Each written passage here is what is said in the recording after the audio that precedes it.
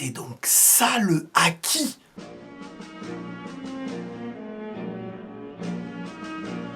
Les amis, bienvenue sur Red Creed TV et j'espère que vous allez bien, que tout se passe pour le mieux pour vous. Les amis, abonnez-vous au max, on est bientôt 100 000 sur la chaîne, on est lancé sur le marathon One Piece. Là, on est dans une période qui peut-être sera historique sur Red Creed TV et vous pouvez participer parce que là, vous êtes beaucoup dans l'équipage. La dernière vidéo, elle m'a boosté mentalement.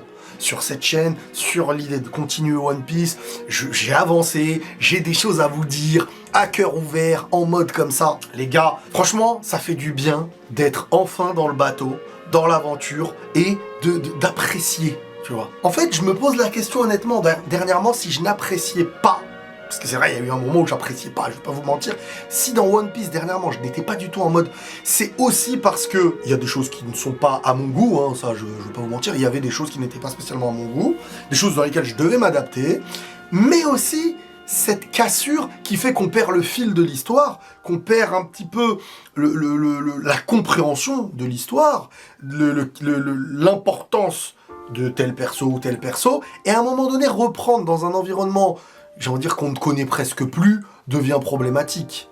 Tu vois, c'est comme si je savais plus, au milieu de l'arc Cell dans Dragon Ball, je ne savais plus qui étaient ces 17 et ces 18, l'importance qu'ils avaient, Cell, il est en train de les absorber, j'y vois aucun changement, je vois pas un avant ni un après, parce que pour moi, en fait, ce que je veux dire, c'est que à un moment donné, je perdais le fil, et j'espère ne pas refaire la même erreur prochainement. En tout cas, là, je continue. Et les gars, je crois, c'est mon petit kiff parce que des fois, il y a des choses que j'entends, que je n'ai pas vues, que j'entends dans la commu. Il y a des choses qui m'ont spoilé par le passé, mais qui ne me dérangent pas. Mais parce que je regardais pas Enfin, je regardais, mais j'avais tellement fait de pauses et tout. Donc, j'ai vu plein de petites choses avec les années. J'ai vu des transformations que je n'ai pas encore assistées. J'ai vu, malheureusement, certains personnages qui vont clamser, quoi. Mais, globalement... le truc qui me revenait, c'était le haki, tu vois. Je tombais dans des vidéos sur les réseaux, sur X et tout, il y avait des concerts de MJ, Michael Jackson, tu vois, il est là avec une posture et tout, les gens ils disent « Oh là là, il a le haki des rois, il a le truc comme ça ». Moi, je sais que ça vient de One Piece, mais je sais pas c'est quoi, je sais pas, j'ai jamais vu. Et j'en avais marre de voir des gens me parler de One Piece et... parler de One Piece tout court, et moi j'étais en retard. À un moment donné, je faisais presque un complexe. Je regarde ça et je me dis, ok, ils vivent un truc de fou. Tout comme moi j'ai vécu avec Naruto, tout comme je le vis avec l'Attaque des Titans, tout comme je l'ai vécu avec tellement d'œuvres par le passé, même Bleach et tout. Et One Piece, je suis à la ramasse, je n'ai pas vu One Piece. Tu vois, même si ça fait plus de 15 ans que j'ai commencé, avant même que tout le monde ait cette hype, j'ai envie de dire, j'avais vu un peu le début et tout, ces choses-là ne passaient même pas sur Internet, fallait avoir des CD gravés, fallait avoir des trucs comme ça. Et je faisais trop de pauses. Mais en vrai, là, je suis dedans, et parler One Piece, vous me comprenez, déjà pour moi, c'est énorme. Déjà pour moi, c'est énorme. Les gars, je crois que j'ai assisté au haki, là. Une première chose de haki qui me remémore l'idée d'un haki que j'avais peut-être vu même par le passé sans le savoir. De toute manière, vous me corrigerez, vous me direz, et on y revient. Alors, où j'en suis actuellement? Vous voyez Boa Hancock? Tu vois, cette impératrice ou princesse, ou je sais plus comment on la nomme, je la voyais partout. Avant, c'est un design, un personnage qu'on voyait, mais je ne savais pas ce qu'elle représentait. Enfin, j'ai compris, sur cette île d'Amazon Lily, un endroit en plus, c'est là où c'est intéressant, là parfois j'ai envie de revenir, Amazon Lily, une île, déjà qui est très difficile d'accès, de l'entourage maritime, sur une base de monstres marins très complexes, et un environnement réservé à 100% aux femmes. Alors l'auteur, quand il fait ça, c'est hyper intéressant de manière philosophique. Pour moi, alors encore une fois, peut-être je suis à la ramasse, mais je vois le truc d'un schéma inversé aujourd'hui de femmes qui viennent à prouver par elles-mêmes qu'elles n'ont pas besoin d'hommes. En fait, c'est à la fois un féminisme excessif qu'on peut connaître, à la fois une inversion qu'on peut connaître aussi dans le rejet de la femme, dans beaucoup d'aspects sur par des hommes, en fait, tout simplement. Dans une société où la femme est perçue comme moins utile dans beaucoup de choses, qui est perçue comme... Et de l'autre côté, voilà, ce que les gens appellent le truc patriarcat, quoi. Mais moi, j'ai envie de l'évoquer avec mes mots, parce que j'ai pas envie qu'on me mette dans des cases de gens qui parfois peuvent un peu me saouler. Mais c'est intéressant la manière dont c'est fait, parce qu'en plus, si je me trompe pas, vous me direz, mais que la beauté féminine, dans le truc, n'est pas spécialement représentée comme elle l'est dans la manière de voir la femme en dehors de Amazon Lily. Là-bas, une femme forte, c'est entre guillemets une femme belle, si j'ai bien compris, vous me direz. Hein. Donc en vrai, on est dans un mixte de femmes qui s'autosuffisent, qui se gèrent par elles-mêmes, et qui ont bâti quelque chose entre elles, sans avoir besoin de l'homme, mais en même temps en ayant une vision de l'homme totalement caricaturale, à l'image de beaucoup d'hommes qui ont certaines visions de la femme comme ça. Et en fait, c'est un message inversé qui a été fait, je trouve, de la part d'Oda, je pense, hein, c'est ma vision, que vraiment il a inversé ce qu'on connaît sur une bonne partie d'hommes dans leur vision vis-à-vis de la femme, ou ce que la femme est, de comment on traite, entre guillemets, la femme directement ou indirectement dans beaucoup d'aspects, dans beaucoup de sociétés, dans un schéma inversé où la femme, où les femmes s'autosuffisent, etc. Et c'est intéressant la manière en plus dont elles perçoivent un homme qu'elles ne savent pas. Un homme, c'est comment jusqu'à elles prenaient des notes de quand elles voyaient Luffy. Ah ouais, donc un homme peut allonger son bras. Ah ouais, c'est vraiment la découverte de ce qu'est l'autre sexe, entre guillemets. Alors, la dernière fois, si je me trompe pas, on s'était arrêté à l'apparition de Kuma à Shabandi. Moi qui avant, je disais Saobadi ou je sais pas quoi. Mais c'est bien, on voit la progression. À Shabandi, donc, où, ouais, hein, il y a... C'est intéressant parce que, les gars, le Kuma, là, alors je sais pas ce qu'il va être, mais ça m'étonnerait que ce soit un véritable méchant. Je le vois pas comme ça. Le Kuma, là, il les a tous fait disparaître. Incroyable. Incroyable. Mais pour moi, il les a sauvés. Pour moi, il les a sauvés. La question, c'est pourquoi il les a sauvés. Est-ce qu'il a une philosophie solitaire, c'est-à-dire j'ai ma propre justice et ce n'est pas à un gouvernement ou à la marine. Alors lui, il fait la distinction aussi entre le gouvernement et la marine. Est-ce que le gouvernement et la marine sont liés, c'est la même chose ou pas? Ça, je me poserai les bonnes questions. Mais en gros, il y a la marine qui a décidé d'une chose vis-à-vis de ce qu'ils représentent, ce que les dragons célestes représentent dans leur lignée, du sang des créateurs, tout ça. Donc la protection, la marine a ce chantage malheureusement obligatoire d'intervenir si les dragons célestes sont dérangés, etc. pour instaurer aussi une dictature entre guillemets. Hein, tu vois, vraiment, si tu fais ça à telle personne, ça veut dire que tu t'attaques à ce qu'il y a au-dessus, et on a mis une importance historique, que même à un moment donné tu l'ignores, mais tu dis, bon bah je dois y céder, quoi.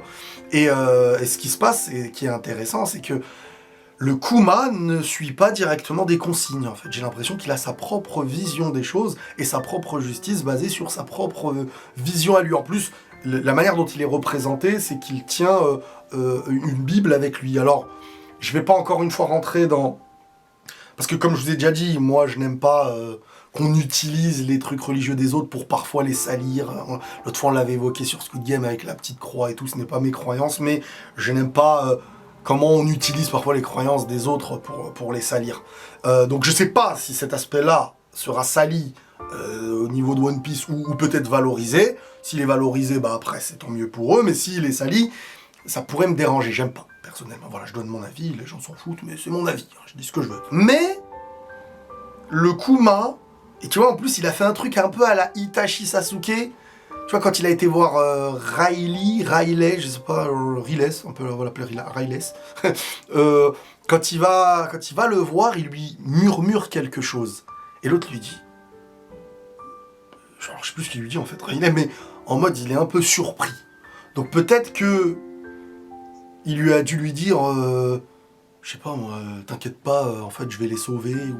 J'en sais rien, mais en tout cas, s'il y a bien un truc que j'aime pour l'instant, c'est avoir des adversaires qui te surpassent. Tu vois, comme du Itachi quand il revient au village, et que Sasuke et tout, tu crois il va peut-être faire un truc, et il le marbre. Tu vois, vraiment pour atteindre le palier, ne serait-ce que légaliser, ne serait-ce que lui arriver à la cheville, t'en es loin. Tout l'équipage à Luffy, il te les a un par un, un par un. Alors, je sais pas si c'est parce que je sais que l'œuvre continue que j'en étais pas inquiet. La manière dont il est fait disparaître ne ressemble pas à une destruction. Je ne pense pas qu'il tue comme ça, en fait.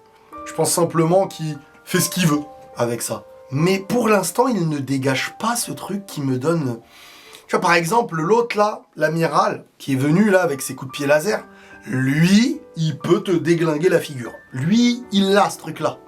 Mais le Kuma, moi, personnellement, j'ai vraiment l'idée que on n'est pas sur un méchant. Alors, il n'y a pas de méchant gentil, tout est relatif, vous m'avez compris. Mais là, on parle d'un point de vue de Luffy. C'est pas une menace pour Luffy au présent, en tout cas. C'est comme ça que je le ressens, en tout cas. La preuve en est, c'est que derrière, il ne les a pas... Enfin, il ne les a pas... Je sais qu'il les a pas tués parce que l'œuvre a continué et on les a déjà vus dans le futur. Mais en tout cas, là où j'en suis, Luffy n'a pas été tué, il a juste été envoyé loin. Et je pense que même au-delà de ne pas les avoir tués, il est venu les sauver. Alors est-ce qu'il y a un rapport avec des gens qui connaissent Luffy et l'équipage et qui a envoyé peut-être qu'il y a un délire de Shanks. Shanks a envoyé Kuma pour les sauver, tu vois, Shanks à distance, entre guillemets, il protégerait Luffy ou je sais pas quoi. Parce que moi, Shanks, les petites fois où je l'ai vu, c'est exceptionnel. Et donc, on a retrouvé... mais avant ça, il y a Ace qui va... Alors là, il y a le déclencheur, je pense, qui va mener à ce que vous m'évoquez depuis 1000 ans, le Marineford. Alors, le Marineford, vous inquiétez pas, vous allez avoir de la réaction. Je vais vous en donner. Mais juste un truc, là, pour bien mettre les choses en place, si j'ai bien compris... Ace, qui est de l'équipage de Barbe Blanche, donc on parle pas d'un rigolo, et qui est très proche de Barbe Blanche, a été capturé et va être exécuté. Et là, t'as la marine et tout qui sont en train de préparer le truc en se disant parce qu'on sait que Barbe Blanche va venir. Et que ça va être une guerre et qu'il va y avoir des choses. Donc ils essayent de faire venir, comment on les appelle ? Alors, il y a les amiraux et il y a les corsaires, je crois. Et je crois qu'eux, ils veulent faire venir les corsaires. Si j'ai bien compris. En gros, venez, la marine, on a besoin de... Enfin, venez, nous sommes la marine, venez, parce que là, il va y avoir quelque chose qui va se passer. Et c'est ce qu'ils ont essayé de faire avec Boa Hancock. Alors, pour l'instant, elle n'a pas accepté de les suivre. Et donc, bref, là, on est dans un... C'est ça, je pense, que tout le monde m'évoque depuis 1000 ans, le Marineford, là. Il va se passer des choses là-bas, ça va être la bataille, je pense. On a donc enfin Boa Hancock. Alors honnêtement, je m'attendais à tout, sauf à un personnage aussi... Et moi, elle m'a vénère, elle m'a écœuré. Boa Hancock, son caractère, sa nonchalance, son ego, son orgueil, cette posture de... Je m'attendais à... Tu vois, une femme qui est au-dessus de ce lieu composé que de femmes, tu vois, vraiment la femme où tu dis purée, c'est... Et en fait, elle est détestable. Alors elle est montrée détestable de manière volontaire. Ils ont chopé Luffy, ils l'ont fait se battre contre la Panthère Noire, là. J'ai trop kiffé comment devant eux, il a montré sa puissance et tout. Ensuite, il y a eu les secondes de Boa Hancock.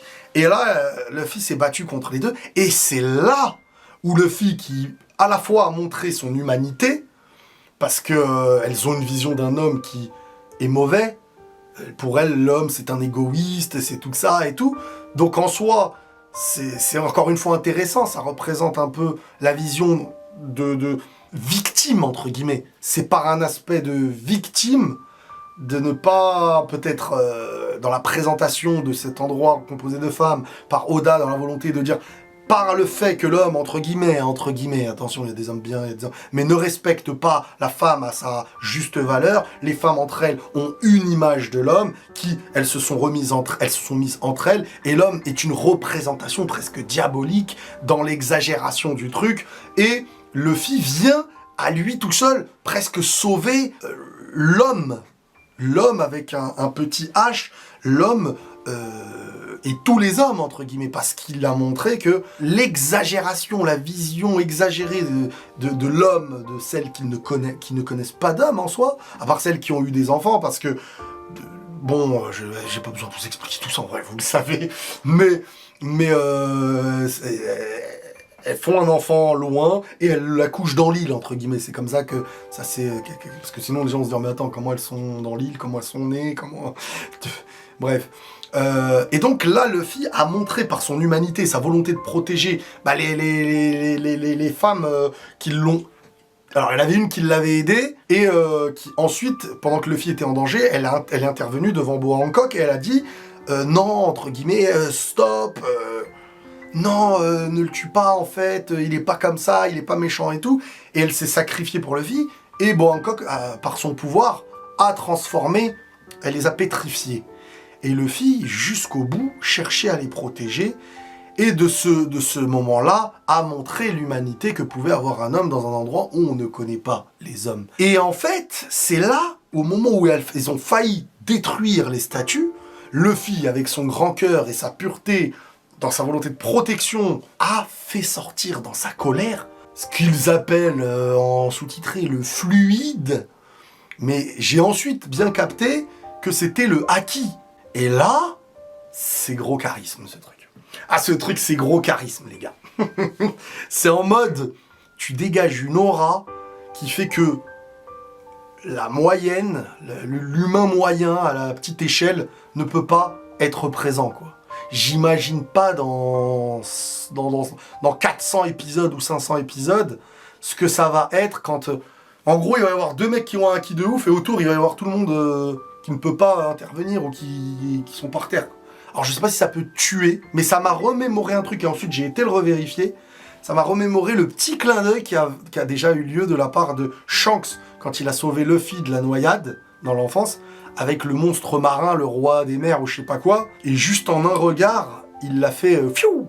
Donc à l'époque, on aurait pu croire que c'est par ce qu'il est, et au final, on comprend un peu que c'est par ce haki qu'il possède. On a aussi vu Shanks par le passé, quand il est monté sur le bateau de Barbe Blanche, et que tout le monde à l'avance dit préparez-vous les gars parce que vous allez tomber, vous allez dormir, écartez-vous et tout. Et boum, ils tombent tous un par un comme des mouches. Et ça c'est intéressant parce que c'est une bonne manière, je trouve, de l'auteur de faire, de montrer une forme d'échelle de puissance. Alors je sais pas s'il est possible que parmi les forts, un haki fasse tomber un fort. C'est-à-dire, est-ce que Luffy peut se faire éteindre par un haki parce que le haki d'en face est beaucoup plus haut? Ou est-ce que ça n'a rien à voir et que ça y est, tant que tu as un certain niveau, plus aucun haki peut te faire tomber, quoi. Ça, c'est des questionnements parce que j'en suis loin, quoi. Et donc, bah voilà, j'ai découvert le haki et je pense que ce truc-là, on va le développer avec le temps parce que c'est quelque chose qui revient dans mes oreilles avec les gens depuis des années. Donc, je pense pas que c'est un petit truc comme ça. Je pense que là, c'était le « Oh, t'as déclenché un truc bizarre !» Et cette chose-là fait que ça met un soupçon aux yeux de Boa Hancock, et elle, de son côté, se dit, bon, en fait, c'est pas un minable, le mec. Donc peut-être elle va créer son rapport à lui par rapport à ce moment-là, et en plus, derrière, on sait bien que le dos de ces femmes-là, là, de Boa Hancock et ses deux accompagnatrices, là, et ben si leur dos est dévoilé, tout le monde se transforme en statue. Et Luffy protégeait, malgré tout, dans un combat où il doit se battre, mais en même temps, protéger humainement. Voilà, il se bat, pas pour battre l'adversaire, mais pour t'empêcher de le tuer, mais lui en même temps, t'offrir humainement quelque chose. Et c'est hyper intéressant là-dessus. Donc, j'en suis à ce moment-là, quand Luffy, entre guillemets, a validé sa présence dans ce combat, a dévoilé inconsciemment le haki. Alors, il n'avait pas l'air conscient de le faire. Je sais pas comment ça sort, comment ça se travaille, on verra plus tard peut-être. Mais Luffy, alors je sais pas si le haki, tout le monde peut le faire sortir ou pas, mais Luffy, tous les gars un peu puissants, les gars du showbiz, là, les Shanks, les machins et tout, à chaque fois qu'ils voient Luffy dans son potentiel, dans ce qu'il est et tout, on dirait ça leur remémore Gold Roger, tu vois. On dirait que c'est celui qui a la psychologie la mieux faite pour succéder à Gold Roger. Moi, c'est comme ça que je le vois au présent. Il y a un lien entre plein de personnes et qui arrivent à comprendre que Luffy, il est spécial. Je sais pas c'est sur quelle base, son caractère, son pouvoir, une lignée, ou je sais pas. Mais en tout cas, voilà pour un petit peu là où j'en suis et ce que je suis en train de vivre actuellement. Et impatient de continuer. Et vous inquiétez pas, c'est possible que je fasse une vidéo où je regarde, comme à l'époque des Dragon Ball Super Réaction. C'était pas en live que je le faisais, mais moi je découvre en live. Donc dès que je sens que j'arrive dans Marineford, au pire donnez-moi les numéros d'épisodes, comme ça je sais que ces épisodes-là, faut qu'avant d'en faire une forme de review de marathon, je vous donnerai mes réactions aussi en direct de quand je regardais l'épisode et je les posterai sur YouTube. Donc voilà les amis, en tout cas merci à vous de m'avoir motivé, d'être là, de me motiver quotidiennement et on fait vivre cette chaîne qui va regrandir, je l'espère. N'oubliez pas l'abonnement les gars, les clochettes là, faut activer les clochettes là, je sais que les abonnements se font beaucoup moins qu'avant, on est dans une ère où on cherche directement les personnes quand on en a envie, mais ça motive les personnes aussi à se dire tiens ça continue, ça évolue, donc les gens sont là, etc. Il y a des gens qui m'ont dit qu'il y a un moyen sur cette chaîne là de booster la vidéo, de donner de la force, alors je sais pas c'est quoi ce truc là, mais si c'est quelque chose qui vous donne envie et que vous voulez me booster, bah ça fait toujours plaisir. Les amis, prenez tous soin de vous et à la prochaine sur RedCrit TV et la paix sur vous.